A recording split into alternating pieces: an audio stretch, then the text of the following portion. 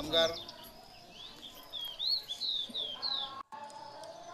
सफाई कामगार कर्मचारी महिला भगिनी आज दिनांक 7/7/2025 रोजी माननीय नगरपंचायतच्या प्रशासनाला लेखी निवेदन देऊन कळवलेलं आहे किंवा आम्ही गेली 10 महिन्यापासून उपासमारीतून काम करतोय, आम्हाला पगार द्या।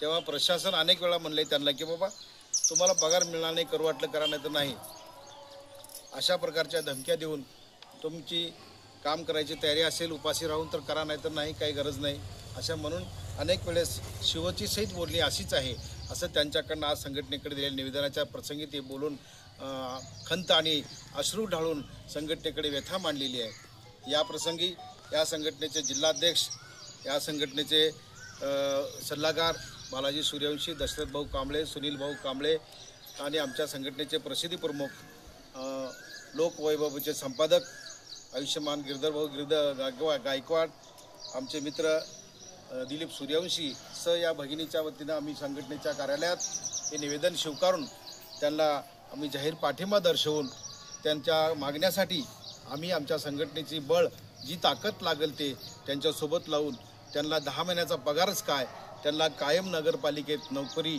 प्रशासनानं द्यावं, कारण यांचं रक्त आजपर्यंत 8-10 वर्षापासून कोरोनापासून हे काम करतायत आणि आत्ता माझी प्रशासनातले काही माणसं स्वतःला फार एक जागीरदारी समजून आम्ही तुम्हाला काढून टाकू, तुम्हाला घरी बसवू, याच्यानंतर तुम्हाला घेणार नाही वगैरे वगैरे भाषा वापरून माझ्या माया बहिणीला डोळ्याच्या पाण्याबरोबर उपासपोटी काम करून, गल्लीबोळातलं झाडकाम करून, नाली साफ करून हे जर बोलणं खावात असेल ते कदापि संघटना सहन करणार नाही। आमचा लढा न्यायासाठी, माणूस म्हणून जगण्यासाठी काम करणाऱ्या संघटनेकडे आपलं निवेदन दाखल झालेलं आहे। आपल्या न्यायासाठी पूर्ण संघटना दशरथ भाऊ कांबळे, सुनील भाऊ कांबळे, बालाजी भाऊ सूर्यवंशी हे कुण्या पक्षा संघटनेचे असतील पण मानवी हक्कासाठी काम करणारे हे सर्व कार्यकर्ते आहेत, या संघटनेबरोबर आहेत, हे माणसं आहेत। माणसं म्हणून काम करत असताना त्यांच्यातला पक्ष आम्ही बाजूला ठेवून त्यांच्यासोबत त्यांना सहभाग घेऊन आम्ही काम करणार आहोत आणि या कामगार माया बहिणीच्या व्यथाची पोटमारी होणाऱ्या आज लेकराबाळाच्या शिक्षणाचं काय करावं त्यांनी। आज जून महिना आहे, सगळ्याची तुमची शाळेत लेकरं गेली, तुमच्या लेकराला डबा घेतला, पेन्सिल घेतली, पाटी घेतली, पुस्तक घेतली, ह्या माझ्या बहिणीनं काय घ्यावं, कशानं शिक्षण शिकवावं। आम्ही एकतर रस्ता झाडून खायला मोताद आहोत आणि तुमचे बोलणं खाऊन परत एकदा उपास मारून आम्ही घरात काय करावं हे कदापि आम्ही सहन करणार नाही। म्हणून माया बहिणी तुम्ही जे आज निवेदन दिलात त्या निवेदनाचं स्वागत करतो संघटनेचा अध्यक्ष या नात्यानं आणि तुम्हाला जाहीर पाठिंबा देऊन तुमच्या सुखादुखात यापुढेही सहभागी होण्याची ग्वाही देतो आणि तुम्हाला विनंती करतो की तुम्ही सोसणार नाही अत्याचार, आम्ही लढायला आहोतवार असं तुम्ही ठरवा, तुमच्यासोबत आम्ही आहोत। तेव्हा या प्रसंगी कार्यालयात येऊन सर्व कार्यकर्ते तुमच्यासोबत आहेत, कार्यकर्त्यांचा पक्ष सोबत आहे, कार्यकर्त्याच्या संघटना सोबत आहे, कार्यकर्त्याचं कुटुंब तुमच्यासोबत आहे।